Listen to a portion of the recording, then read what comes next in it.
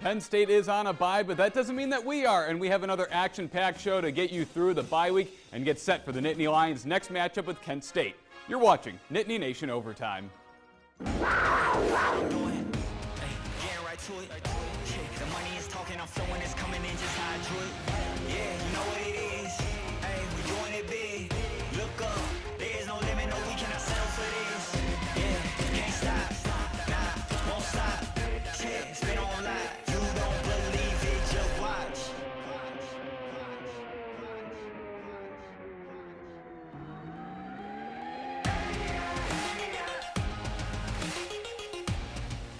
Welcome into the bye week edition of Nittany Nation Overtime. I'm Ryan Risky, joined by the Nit Wits, Mark Brennan, Rudel, and the producer of the Penn State Sports Network, Roger Cory. Gentlemen, thanks for joining me on the bye week.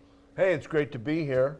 And Roger, thanks for coming in. Always a pleasure, Neil. Yep, we thought it'd be a nice open date topic because it's so early in the season. There's plenty of time for further analysis on the football team. But Roger, you've had such a great career being part of the Penn State Network. You've seen a lot of the backstories. How'd you get your start? Oh my gosh, my start actually came with Fran Fisher when I was working at a station in West Virginia. Fran cold called the station and said, would you carry Penn State football? Now, Weirton, West Virginia is in that part of the state where it just sticks up between Pennsylvania and Ohio. I could be from my house to my seat at Three Rivers in 25 minutes. So it was a Frisbee toss away. We enjoyed our time as an affiliate. When I moved to State College to work in radio, I had been on the air for all of 5 minutes. The phone rang. It was Fran Fisher. He said, are you unpacked yet? I said, no, not yet. He goes, we have lunch. We'll have lunch. And Fran just introduced me to everybody that would take the time to say hi. And it's been a great ride ever since. Well, happy birthday. You have a milestone birthday, and you're still involved, 35 plus years? Yeah, it's been crazy. I can't, the milestone will just, it's a number. It's all a number. Now, Roger, you work very closely with Steve Jones and Jack Ham. What's it like producing the broadcast with them? Those guys are incredible. As you can tell, Jack Ham being a Hall of Famer, a super Steeler, he's such a wonderful, wonderful guy. I can't say enough about Hammer. Steve and I have broadcasted together since, oh my gosh, the mid-'80s. Steve's career has just taken off. He's being inducted into the Center County Sports Hall of Fame, which is tremendous. Steve and Jack have worked together for 25 years. Marriages haven't lasted 25 years. Steve and Jack are going to keep going until one of them can't. It's that simple. They're wonderful to work with, easy. They get a little chatty, so I tell everybody one of the best jobs I have as producer of the network is to tell Steve and Jack to be quiet.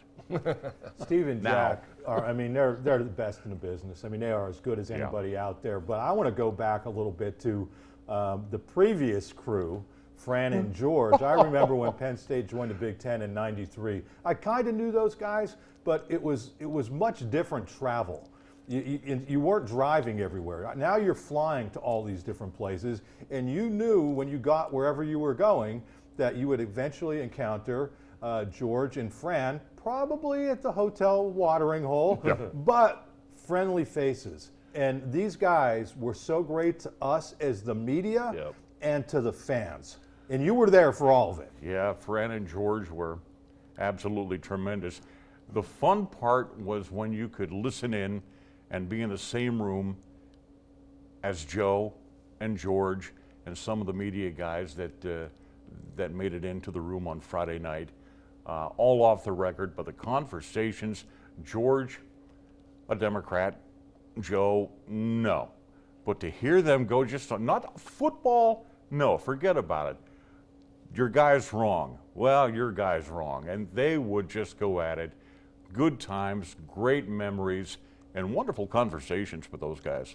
Yeah, a lot of brotherly love there. I think on Friday nights, which was such a special time for the people that were fortunate to cover Penn State all those years, Joe would come by the sports information director's suite and, kind of settle the world for about an hour, like you said, off the record.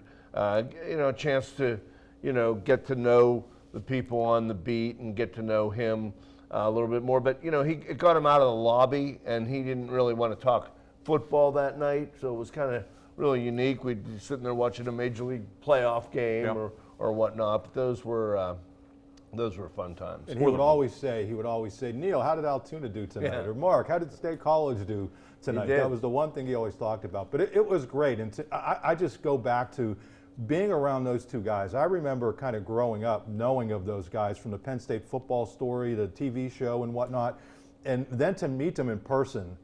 And there was no air of anything other than being nice people. And you get the same thing from Steve and Jack. I mean, you're out there in the crowds with Steve and Jack. You would never know Jack Ham is a Hall of Fame player. Yeah. I mean, I respect him for being a Hall of Fame player, but he doesn't carry himself that way. And Steve doing what he's done for all those years, it's just so nice that they've had really good people in those operations. And Roger, you're one of them as well. It's been great to deal with you for all those years. Oh, it's been a blessing. And, you certainly don't want to forget one of the great voices of Philadelphia radio, Bill Zimfer. When first time Fran retired, Bill came into town and did a great job. The chemistry he had with all of us raised the bar a little bit. As you know, as a journalist and as a television broadcaster, over the years, the bar's been raised with the technology available. You have to do a better job. Bill brought the bar up a little bit. Fran came back, knew where the bar was, set it higher. Steve and Jack came in 2000. And we have just been on the rise ever since. They're so much fun to work with. Well, Steve is all over the call, incredibly prepared in his memory and so detailed. And you can learn so much from football from Jack Ham. Unfortunately for me and you, we don't listen to the games very often, but it really, when you hear Jack Ham, you just learn. You have to. You simply have to. He doesn't talk down to you. He doesn't talk across to you. He talks with you. He wants to know what you want to know. And he'll take the time, no matter how long it takes. He'll take the time to help you understand not just the football philosophy, but why they're doing it this way. And of course, he has some great stories about Joe as well that still reverberate nicely today. All right, well, we appreciate this great conversation. We'll continue going in kind of looking back at your time as the producer of the Penn State Sports Network, but right now we do have to take a time out. We'll be right back. You're watching Nittany Nation Overtime.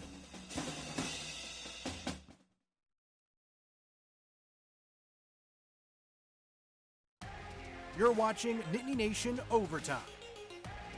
Welcome back into Nittany Nation Overtime. I'm your host, Ryan Risky, joined by Mark Brennan, Neil Rudel, and the producer of the Penn State Sports Network, Roger Cory. And Roger, you've been working with Steve Jones and Jack Ham for 25 years. I'm just curious, do you have like a favorite memory with them or like a memorable call from Steve's? Oh my, I think we were at Purdue. Yeah. The end of the game, they wanted to pick up a touchdown at the end of the game, and lateral city. Purdue did. Purdue, yeah. Purdue, lateral as they do at the end of the game. This guy. Steve nailed every one of those guys and saw it happening at about the same time Jack did. Jack would say, uh-oh, and Steve's calling the guy's name. Here goes the ball. It was the most impressive thing I've ever heard in my life coming out of that guy's mouth. He was tremendous. Yeah, it was like a lot of their offensive linemen, they're throwing the ball backwards, and at the end of it, Jack Ham said, that's the greatest play-by-play call I've ever heard. Oh, Jack was impressed. We all were. We laughed about it. We still tease him about it. But if you listen to the broadcast, and this is a little inside stuff, this to the ability of Jack to this day, how he can read a play. If you listen to the broadcast, Jones will describe possibly a pass play coming up, and in the background you'll hear, uh-oh. And that's Jack. He's seen something. Something's open, and something either good or bad is going to happen. And you know that's the way it's going to be. Because Jack Ham said, uh-oh. Roger, going back to Steve's call in that Purdue game, can you talk about the preparation that goes into it? Because people listen to it and they think, oh, these guys just show up at the press box and it's ready to go. Talk about your preparation and their preparation. My preparation is more on a technical level, Mark, and my job for Steve and Jack is to give them everything they need to do the best job they possibly can. Steve carries his own charts. He does his own charts. They are detailed, they're color-coded. I don't understand them, but it works for Steve. Jack has a card that he develops for himself as well. Normally it's just for Jack, it's just jersey numbers. But he has a little bit of info beside the key players that he will refer to on occasion. The other additional preparation for Jack and Steve, they talk during the week. Jack comes in to see practice. They've been talking with James and with the coordinators. They kind of know what Penn State's going to be putting out and what they're going to be trying not to put out.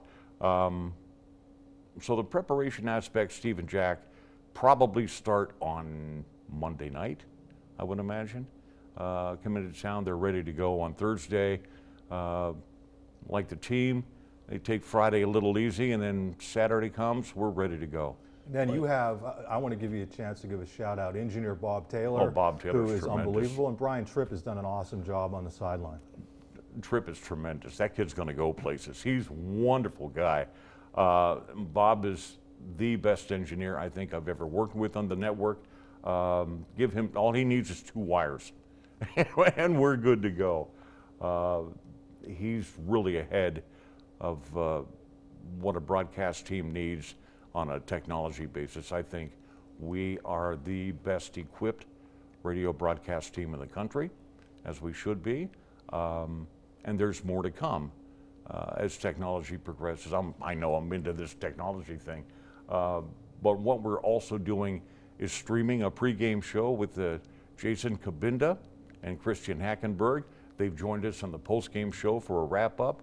We're getting the next generation of broadcasters in and up and running. That makes me smile. Yeah, and where would you be without Ron Moeller? Mole Man. Is he one of your spotters? Yeah, he spots for Jack. He's Jack's personal spotter. Now, Roger, could you take us through what do you do on a game day? What are those responsibilities? Are you stationed in one spot? Are you running around making sure things are operational? Running around before, running around after. Once I'm in my chair, which normally happens a half an hour before kickoff, I'm checking times. I'm comparing things with the TV log, double checking Red Hat timeout times, and just make sure that our time, our pregame show, is timed right to the second where it needs to be. And how about, Roger, a little bit further deeper, you were the PA announcer at Beaver Stadium, and an excellent one. So was Steve Jones. Yeah. At one point. Yeah, I was a PA announcer. That was a gift from Fran Fisher and Jim Tarman and Coach Paterno. I had an opportunity to audition, but I could not because I had volunteered to run audio for an event at the Mishler Theater that day. So I apologize, I can't make it. Fran Fisher called me on Monday. How things go with the Mishler? And I said, went really well. He said, well, congratulations. You'll be the PA announcer at Beaver Stadium this coming year. I'm like, but he said, no buts, you're going to do it. And that's where that came about. You've been on radio and TV, and your voice goes out to hundreds of thousands and millions of people, but what's it like when you're there and you know everybody in that stadium is hanging on at your every word? I'm nervous. I still get nervous after all this time. And I'm very thankful that my words are not the important ones. Those words come from Steve and Jack. Well, you have such a presence about you. And how about the radio show? You've produced that for many years, Yeah. going back to Joe, now James, Bill O'Brien did it as well.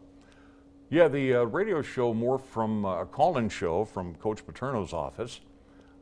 He took calls from everybody. He didn't care. We had our regulars. We had Judy from Muncie. We had Jerry from Philadelphia on the phone. And just to hear Joe interact with him at the time, his memory, sharp as a tack. Judy, we have to stop meeting like this. My wife's going to get jealous. So, you know, he just made it so much fun. Or he'd say, Jerry, you don't know what you're talking about. The call-in show was great. We did morph into a personal appearance thing under Coach O'Brien. We went to a restaurant in State College. That moved to another restaurant, now to another restaurant with Coach Franklin.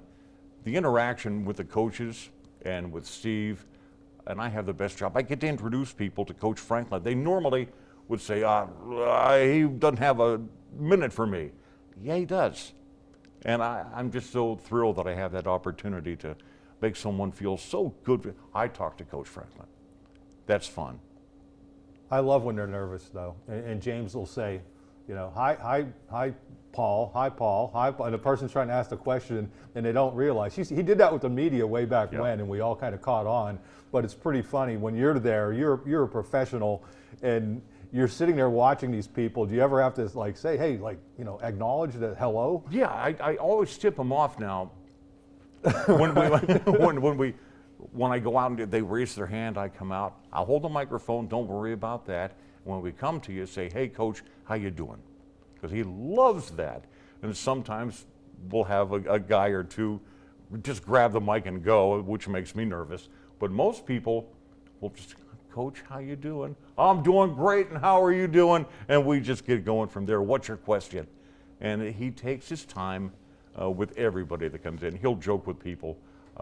If there's somebody in from the opposing team, a fan from an opposing team, and they've got the colors on, he'll spot them, and I'll go and interview them. That's good. Now you go easy. I bet you feel like Custer now, don't you? Yeah, well, sorry.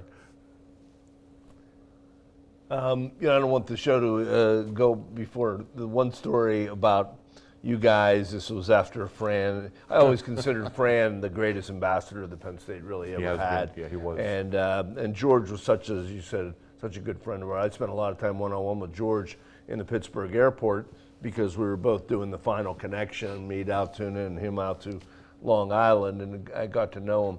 But after George passed away, you take it from there. You guys were down at the Peabody Hotel at the Citrus Bowl, and George passed away, but you guys were having an honorary drink. Yeah. Go ahead. Yeah, we were at the bar at the Peabody, and Jeff Tarman was there. Fran had stopped by. Guido D'Elia was there. We just lined up drinks, and we even had one there for George, which oddly enough, and not too many people know this, the drink disappeared, and we don't know how. It was George. I mean, he was there. We know he was. But, you know, we drank a toast to George, left the glass untouched. The bartender would come over and don't touch that glass. It's fine, thank you. Nice tribute right there. Anyways, we got to take another quick break. We'll be right back here on Nittany Nation Overtime.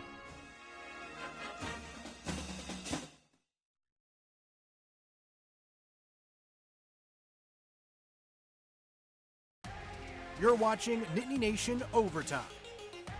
Welcome back into Nittany Nation Overtime. Ryan Risky, Mark Brennan, Neil Rudel, and Roger Cory. And Roger, just what's the anticipation like leading up into the first game of the season? What were things going like at West Virginia this year? Moving into West Virginia was a lot of fun. We knew it was going to be a different kind of a day for us. We had a brand new broadcast system to work with and to tear out the bugs. Steve and Jack, of course, are ready. Who are we playing today? Let's just go.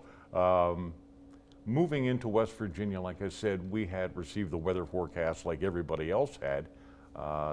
It could get a little nasty.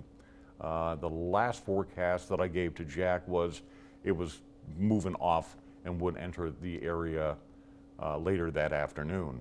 That we would be fine. Well, it didn't happen that way. But we were prepared. We had good field material, and we ran a replay of the call-in show from the previous Thursday. We went long and we had replayed the tailgate show, and that led us back into real-time second half. So moving into West Virginia, we knew it was going to be a challenging day. Steve and Jack were ready. It could have snowed 4 inches, and they would have been ready for that. I wanted to say real quick, I saw Jack during that downtime, and he gives Steve so much credit for his preparation and how comfortable he's made him feel. Steve's amazing.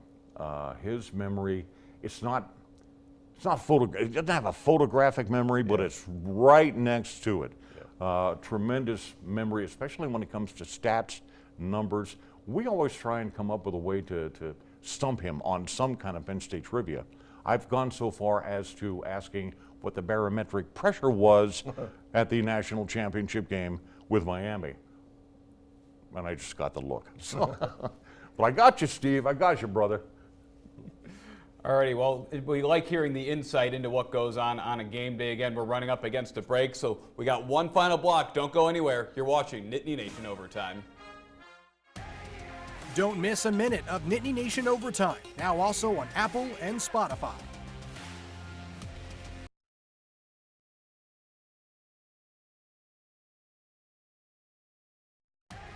You're watching Nittany Nation Overtime.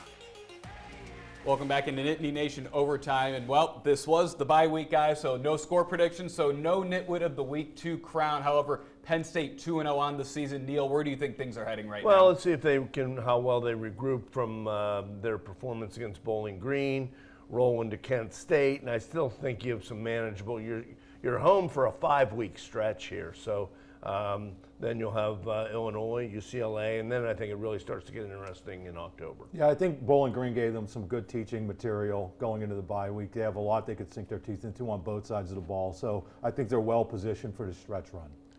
Consistent improvement is what I look forward to seeing out of this team this year. Alrighty, well, we're not going to make a prediction since we're still a week out from the game. We'll be posting those online on our website, WTAJ.com. Again, just an update on the standings. The hosts have a 2-0 lead on everyone else, and we will post when those predictions come in. So anyways, that's all the time we've got. Thank you guys so much for watching the bye week edition of Nittany Nation Overtime. Thanks for watching WTAJ's Nittany Nation Overtime.